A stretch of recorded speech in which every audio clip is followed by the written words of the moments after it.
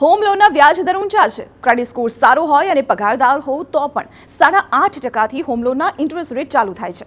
2 વર્ષ પહેલા 7% કરતાં પણ ઓછા રેટ પર હોમ લોન મળતી હતી. અત્યારે પર્સનલ લોન 10% મળે છે. ઓટો લોનના રેટ પણ 9.5%થી શરૂ થાય છે. પરંતુ હવે લોનના રેટ ઘટે તેવી શક્યતા છે. ફુગાવો હળવો થયો હોવાથી રિઝર્વ બેંક રેપો રેટ ઘટાડશે એવી ટિપ્પણી વાણિજ્ય અને ઉદ્યોગ મંત્રી પિયુષ ગોયલે કરી છે.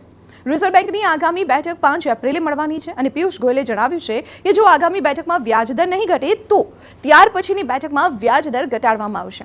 અત્યારે આરબીઆઈના રેપો રેટ 6.5% છે. ફેબ્રુઆરી 2023થી રેપો રેટ 6.5% યથાવત છે અને તેમાં કોઈ જ વધારો નથી થયો.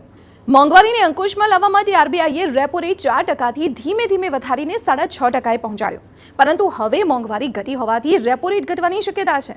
જાન્યુઆરી 2024ના તાજા આંકડા પ્રમાણે છૂટક ફુગાવાનો દર ઘટીને 5.1% થયો છે, તો જથ્થાબંધ ફુગાવો પણ 0.27%ના સ્તરે છે.